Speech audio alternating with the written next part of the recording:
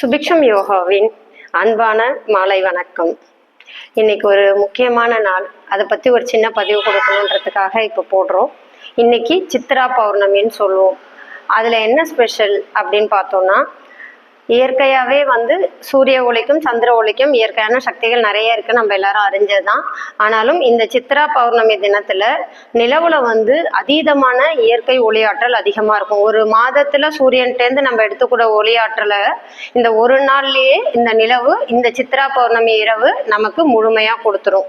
அந்த அளவுக்கு சக்தி வாய்ந்தது. சரி, ஓகே, இதை நம்ம எப்படிலாம் பயன்படுத்தலாம் யோக நிலையிலன்னு பார்த்தோம்னா, முதல்ல தியானம் பண்றது, நாடி சுத்தி பண்றதோ, இல்லை நமக்கு நாடி சுத்தி தெரியாதுங்க, நான் சாதாரணமான நிலையில இருக்கேன், இது வரைக்கும் யோகாவே தெரியலன்னாலும் பரவாயில்ல, நீங்க நிலவை பார்த்து ஒரு 5 நிமிடத்திலேருந்து 15 நிமிடம் வரைக்கும் உங்க கண்களால மனசார சந்தோஷமா எல்லா நிலைகளையும் கடந்து அந்த நிலவை மட்டும் நீங்க உற்று நோக்கினாலே போறோம்.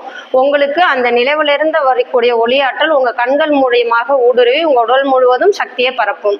மனதிற்கு ஒரு அமைதி நிலை ஏற்படும். அதாவது புத்திகாரகன் சொல்லக்கூடிய செவ்வாய் பகவானுக்கான நிலைப்பாட நிலவு நமக்கு சரிப்படுத்தி கொடுக்கும்.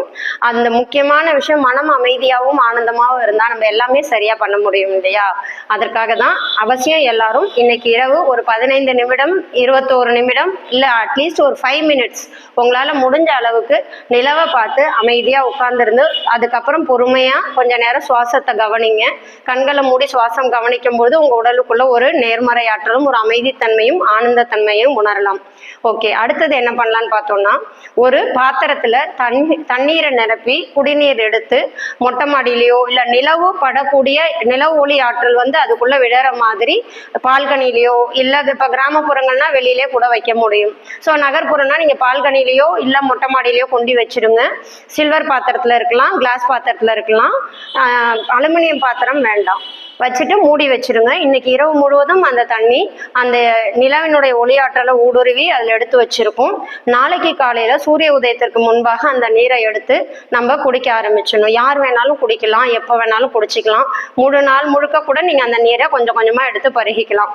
இது என்ன பெனிஃபிட்னு கேட்டீங்கன்னா, நம்ம உடலுக்குள்ள இருக்கக்கூடிய நேர்மறை ஆற்றல்கள் அதிகப்படுத்துறது, மன அமைதி கொடுக்கறது மட்டும் இல்லை, பெண்களுக்கு மாதவிடாய் கோளாறுகள் வர்றதையுமே சரி பண்ணக்கூடிய ஒரு அதிசக்தி வாய்ந்ததுங்க. அந்த வர்றது, நீர் கட்டி வர்றது, இந்த மாதிரி பல விஷயங்களை இந்த நீர் சரிப்படுத்தும். 15 நாளைக்கு ஒரு முறை பெண்களுக்கு கருமுட்டை உடையிற தன்மை எப்படி இருக்கோ அதே மாதிரி நிலவும் பார்த்தீங்கன்னா 15 நாளைக்கு ஒரு முறை வளரும், சுருங்கும். அதனால இதுல நிறைய விஷயங்கள் நடக்கும். இன்னைக்கு சித்ரா பௌர்ணமி, அவசியம் எல்லாரும் நீர் வச்சு குடிச்சு பலன் பெறணும்னு கேட்டுக்கிறேன். இன்னொரு விஷயம், ஏன் இன்னைக்கு சித்ரா பௌர்ணமியில இந்த நாள் எப்படி வந்துச்சு அப்படின்னு பார்த்தோம்னா, சித்திரகுப்தன் அப்படின்னு ஒருத்தர்கிட்ட நம்மளுடைய பாவ புண்ணிய கணக்குகள்லாம் எழுத சொல்லி ஈசன் கொடுத்திருக்காரு.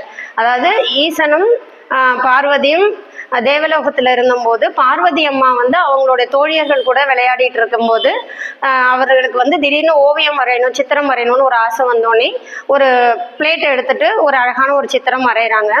அந்த உருவத்தை பார்த்தா அவ்வளோ அழகா இருக்குது, இவங்க உயிரோட இருந்தா எப்படி இருக்கும் அப்படின்னு அவங்க தோழியர்லாம் கேட்குறாங்க. அப்போ சிவன் வந்தாரு, பார்த்தாரு, அந்த உருவத்துக்கு அப்படியே உயிர் கொடுத்து ஒரு உயிருள்ள ஒரு ஜீவனாக மாத்திடுறாரு. அப்படி வந்தவர் தான் அந்த குப்தன். அதாவது குப்தன்னா ரகசியம் காப்பவர் அப்படின்னு சொல்லலாம், இல்ல நம்மளுடைய கணக்குகளை சரியாக வைத்திருப்பவர், அப்படி பல பொருள்கள் இதுக்கு சொல்ல முடியும். நம்ம மத ரீதியா நான் சொல்ல வரல.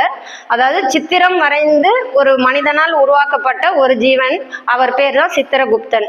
அதனாலதான் இன்னைக்கு படைக்கும் போது பாத்தீங்கன்னா சித்திரனார் புத்திரனார் கணக்கு அப்படின்னு எழுதி வச்சு இன்னைக்கு படைப்பாங்க. நம்மளுடைய பாவ கணக்குகள் புண்ணிய கணக்குகள் எல்லாத்தையுமே கணக்கு பார்த்து நம்மளுக்கு முக்தி நிலையை அடையணும்னா சித்திரகுப்தனோட அருள் கிடைக்கணும். அதற்காக வேண்டியும் இன்னைக்கு நீங்க தியானம் பண்ணுங்க, முழு பலன்கள் அடைங்க. அனைவரும் மீண்டும் சந்திப்போம். நன்றி, வணக்கம்.